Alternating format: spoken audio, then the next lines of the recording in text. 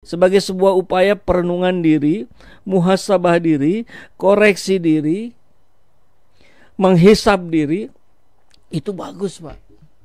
Ya, saya mengkritik diri saya sendiri. Kenapa saya ini tidak berhasil menegakkan hukum? Nah, itu bagus, Pak.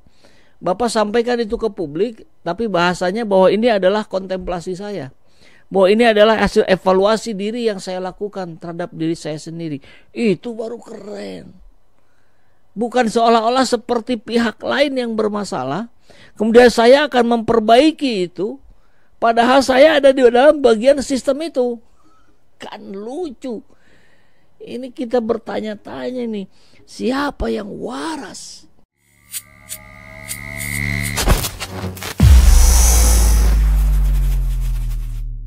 Jadi cawapres Ganjar, Mahfud MD soroti lemahnya penegakan hukum di Indonesia. Apalagi Ganjarnya saja, Bapak Ibu, kita tahu dia petugas partai. Apalagi wakilnya. Jadi wakil petugas partai. Atau gimana itu? Bingung saya. Bakal calon wakil presiden pasangan Ganjar, Mahfud mengatakan lemahnya penegakan hukum adalah persoalan utama bangsa Indonesia. Jadi yang harus dilakukan adalah perubahan. Sistem penegakan hukum di Indonesia harus diubah. Menurut Mahfud, separuh persoalan bangsa bisa selesai apabila penegakan hukum dilakukan dengan baik dan benar. Jadi selama ini sama sekali tidak baik dan benar, ya. Harusnya minta maaf. Kalau di Indonesia ini penegakan hukum bisa dilakukan dengan baik dan benar, maka menurut saya, kalau bahasa menurut saya itu seperti yang agak-agak kurang nggak pede gitu ya. Menurut saya langsung aja ini. Meskipun angka 50% ini adalah dugaan yang sifatnya kuantitatif, taruhlah separuh, menurut saya separuh dari persoalan bangsa ini bisa selesai. Tegasnya di acara tim pemenangan nasional di Gedung Arsip Nasional. Disiarkan langsung. Ia menyebut hukum yang ditegakkan dengan baik akan berdampak terhadap peningkatan ekonomi, infrastruktur, serta aspek kehidupan lain. Iya betul, itu sih anak SMA tahu juga lah. Menko Polhukam itu pun menekankan perlunya kepastian hukum dan ketegasan hukum terhadap para elit atau penguasa. Artinya selama ini tidak ada kepastian hukum dan ketegasan terhadap para elit dan penguasa.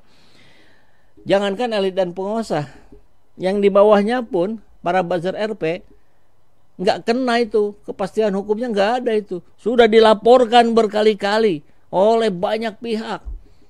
Orang bagian ulama kena kriminalisasi, ditahan. Ini buzzer RP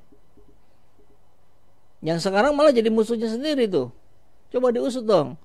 Yang menghinakan umat Islam, yang menjelek-jelekan ulama, lenggang bebas di luar penjara sana. Enak kali ya. Tidak ada kepastian hukum. Bagaimana Pak Mahfud nih? Yang katanya juga kalau nggak salah dulu pernah mengaku ya sebagai orang di belakang pembubaran FPI. Mau kita pilih yang begini. Saiful Jaman nih provokator katanya. Senangnya menjelekan orang. Lah ini namanya kontestasi, Bung. Dan kampanye negatif itu diperbolehkan. Yang nggak boleh itu black campaigns, kampanye hitam, itu nggak boleh. Yang isinya fitnah, hoax dan sebagainya nggak boleh. Kalau isinya campaigns, negatif campaigns, maka ini adalah upaya untuk kita menyandingkan dan kemudian membandingkan. Kan yang mau kita pilih itu adalah the best of the best, ya. Bukan yang terburuk dari yang baik, bukan. Maka kita harus lihat ini baiknya apa. Ini jeleknya apa? Ini baiknya apa? Ini jeleknya apa? Kalau gitu ngomong dong yang baiknya juga. Ya boleh lah ya. Saya juga berkali-kali pernah kok bicara hal yang baik-baik tentang Mahfud MD. Mahfud MD itu apa ya? Ceplas-ceplos ngomongnya. Ini kadang nggak ada takutnya juga, ngomong-ngomong aja. Tapi pelin-pelan gitu. Di satu sisi nampak sekali berani, di sisi lain nampak ketidaktegasannya. Kan kita bingung. Ini orang gimana ini karakternya? Kalau ke atas kepastian hukum itu antara penguasa-penguasa elit itu terkadang tidak memberi kepastian hukum. Ada tumpang tindih, ada korupsi, kolusi dan sebagainya. Di bawah itu tidak dapat perlindungan hukum. Diakui sendiri itu ya. Itu tanggung jawab Anda Pak Mahfud. Sehingga bagi saya penegakan hukum ke depan pada masa yang akan datang ke atas harus ada kepastian dan ketegasan. Ke bawah harus ada perlindungan hukum. Nah, jangan sampai kemudian ini dikatakan oleh para pembelanya, justru itu Mahfud nih harus jadi cawapres. Kenapa? Karena nanti wewenangnya besar. Ya, itu mah presiden, bukan cawapres, bukan wakil presiden. Dan nggak bisa juga hal-hal begitu itu kegagalan di level bawah kemudian dijadikan sebagai sebuah alibi, kalau saya di atas baru bisa berhasil. Tidak terbukti. Ingat Jokowi tempo hari bilang, ngurus macet di Jakarta ini kalau saya jadi presiden nggak sulit-sulit amat. Banjir nih kalau saya jadi presiden bisa diatasi. Apa buktinya sampai hari ini? Semuanya masih terjadi. Banjir masih terjadi. Macet masih terjadi. Terus bilang, lah itu Anies Baswedan gimana? Anies tidak menjanjikan seperti buayan dari Pak Jokowi tadi. Anies menjanjikan perbaikan dan itu sudah dilakukan. Banjirnya masih ada tapi surutnya cepat. Tidak lagi mengkhawatirkan warganya. Macet cukup terurai dengan berbagai fasilitas yang disediakan oleh Anies Baswedan di Jakarta kemarin. Transportasi yang terintegrasi dan seterusnya sampai mendapatkan penghargaan. Kota yang transportasinya terintegrasi. Kan bicaranya dasarnya fakta. Ini ada keberhasilan di level ini mau diamplifikasi, ini mau dinaikkan di atas untuk kebaikan yang lebih besar. Nah, itu bagus. Tapi kalau sebaliknya di sini gagal, kemudian dijadikan kalau saya di sebelah sini bisa berhasil. Ya enggak mungkin. Enggak sunatullah gitu. Begitu ya. Ini masih berita ya. Lah Menko Polhukam siapa sih selama ini? Oke. Lemahnya penegakan hukum 4 tahun ini bukti Pak Mahfud sebagai Menko Polhukam tidak mampu bekerja dengan baik. Ini bukti. RP 349 triliun kasusnya tidak jelas. Bahkan ada biaya tambahan bagi negara untuk gaji satgas yang harus dibayar. Tapi kasusnya mandek. Mahfud bilang, oh ini ada dokumen palsu. Oh ini ada. Lah, kok malah curhat? Tugas Anda itu menyelesaikan persoalan, bukan curhat. Begitu ya. Oke. Lu seret Harun Masiku aja dulu daripada bacot macam-macam, Fafifu was-was. Lu beresin dulu sarang koruptor di Partai Banteng. Jadi apalagi kita tahu sendiri gitu kan, yang mendukungnya partai yang kadernya paling banyak terjerat korupsi. Gimana ini? Oke. Kanjuruhan Harun Masiku, UU Cilaka, prestasi kelam di masa Anda menjabat, Pak. Ini nggak salah, Menko Polhukam aktif mengkritik dirinya sendiri. Waduh, ya inilah yang terjadi. Apalagi Pak Mahfud pernah bilang ini, malaikat masuk ke sistem Indonesia pun bisa jadi iblis. Nah, Bapak sekarang masuk ke sistem itu, gimana? Aduh. Oke, kita lihat kabar berikutnya ya. Ini yang videonya ya, tapi kita nggak usah tonton panjang lebar. Lalu kalau sudah begini apanya yang dilanjutkan, kata Sirait Batak Dusun TM Bahrum Ahmadi ya. Lah penegakan hukum menurut Prof Mahfud nggak becus kok, utang meroket yang mau dilanjutkan. Sudah tepat dong tagline perubahan dari Capres-Cawapres Amin. Oke, kita lihat videonya selintas saja ya.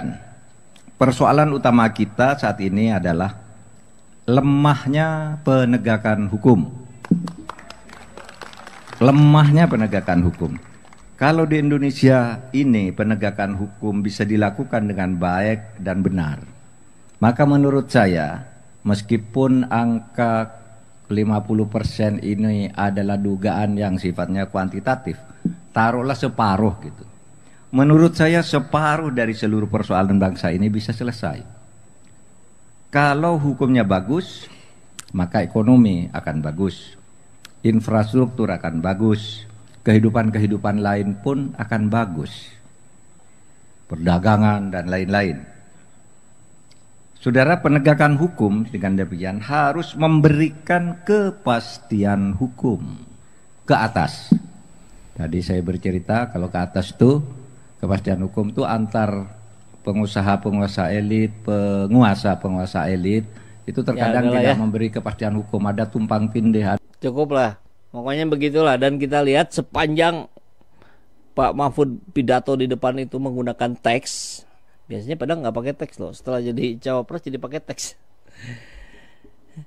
Kita lihat wajahnya Pak Ganjar, nggak ada senyum-senyumnya ini, seperti yang tegang ini. Ya. Kalian, persoalan utama kita saat ini adalah kalau lemahnya penegakan hukum. Tegang kali nih Pak Ganjar, kenapa? Aduh, mereka itu aneh ya. Mereka bilang penegakan hukum lemah. Lah, mereka akan sedang menjalankan tugas itu. Apakah omongan itu untuk diri sendiri mereka? Bahwa mereka tidak mampu menegakkan hukum dengan baik. Ya betul, kolsin ya. Mereka sedang menyatakan bahwa saya gagal dalam menegakkan hukum di Indonesia sebagai Menko Polhukam. Itu cukup sebagai sebuah upaya perenungan diri, muhasabah diri, koreksi diri, menghisab diri. Itu bagus, Pak. Ya, saya mengkritik diri saya sendiri. Kenapa saya ini tidak berhasil menegakkan hukum? Nah, itu bagus, Pak. Bapak sampaikan itu ke publik, tapi bahasanya bahwa ini adalah kontemplasi saya. Bahwa ini adalah hasil evaluasi diri yang saya lakukan terhadap diri saya sendiri. Itu baru keren. Bukan seolah-olah seperti pihak lain yang bermasalah, kemudian saya akan memperbaiki itu, padahal saya ada di dalam bagian sistem itu. Kan lucu. Ini kita bertanya-tanya nih, siapa yang waras? Apakah bisa kita percayai kata-kata ini muncul dari seorang Mahfud MD yang hari ini tugasnya adalah menegakkan hukum di Indonesia? Menko Polhukam. Menko itu levelnya di atas menteri. Luar biasa kan?